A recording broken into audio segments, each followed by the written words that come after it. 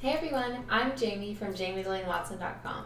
Thanks for tuning in. Today we're going to be talking about 7 steps to starting your own photography business. I hope this will be applicable even if you've already started your business, even if you're an intermediate photographer. So let's dive into the steps. Step 1 is to learn your gear. Before you can start charging for your images, you need to make sure that you know your camera equipment backwards, forwards, upside down.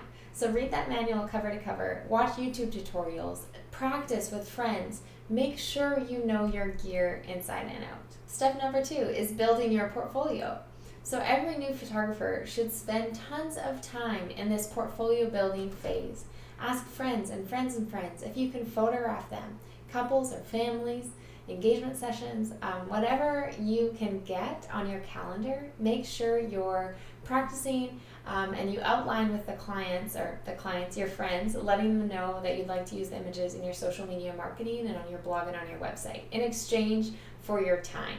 So don't necessarily pitch this as, hey, can I do your free photos? Say, hey, I'm building a portfolio for my business and here's what I'm proposing. It sets yourself up as a bit more of a professional than just, can I do your photos for free? So once you've built this portfolio, then we can move on to step 3. So step 3 is branding and vision. Who are you and what makes your company unique? What will you offer to the photography industry for your clients that nobody else can, exactly like you're doing? So sit down and make a list of adjectives that describe you and describe your work. Go back through the portfolio that you've been building for the last few months or years and see what images stand out to you the most. Are you drawn to light, airy images? Do you like the moody images? Are black and white images your thing? Do you love when clients wear pops of color? What is it that you love? Look around your home decor style or your closet. What are you drawn to? And now make sure you incorporate these elements into your business. So your brand is every interaction that a client will have with your business. Your website is a part of your brand, just like your tone of voice when you talk on the phone is a part of your brand. Your email signature is a part of your brand. So we're looking to create consistency through all levels of interaction with your clients. Step 4 is to set profitable prices. You've learned your gear, built a portfolio, and you've started to get clear on your photography brand. But if you're not setting profitable prices, all of this work could be for nothing. You need to write down how much it costs to run your business. What are all the fixed costs that don't change? So insurance, internet, cell phone, all of those things. And what kind of things, variable costs like education in your business or equipment maintenance, these costs that will fluctuate and change each year. So write down a massive list and find out how much it costs just to keep your doors open. And so if your costs are around $16,000 a year, which is not outrageous at all, my costs are much higher than that. If you're shooting 8 weddings a year at $2,000, you're not making any money for the hours of work. So you need to get really clear on what it is you're making from every wedding collection, every portrait collection, and what you're bringing home at the end of the year. And if you need help with any of this pricing talk, I have a free resource for you you'll love. So if you go to JamieDelaneWatson.com/pricing, you can download a free pricing guide that'll go into everything I just said in more depth. Step 5 is to organize your business. Hopefully, business is starting to boom for you. But before we get too far ahead of ourselves, we need to make sure that we're set up legally, we're registered for taxes, we're understanding how managing 2 different bank accounts will work, a personal and a business bank account. Now, I can't provide direct advice because you're all in different states and provinces and countries, but I'd recommend meeting with an accountant and making sure you're setting your business up for success that way. One last note about bank accounts. I highly recommend opening up a business bank account from the very first day you have your business. This way, you'll be keeping the business income separate from personal income, and then eventually you can set yourself up on regular paychecks from your business account to your personal account.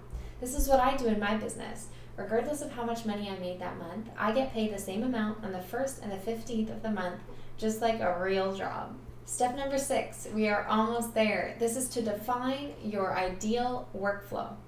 So from the time a client emails you to when you deliver their wedding images or their wedding album, what is every single step of the process that you need to accomplish? Now, this will not be a simple list of 8 things. This list, I think in my business, it would probably be about 65 different steps.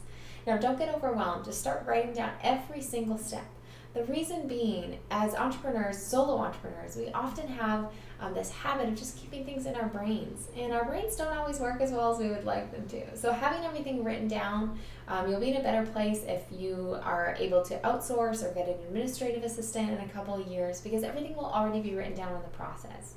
This also doesn't have to be necessarily a realistic workflow. Say you would love to do gifts for your clients, but it's not something you can afford or wrap your head around right now. Write this down on your ideal workflow.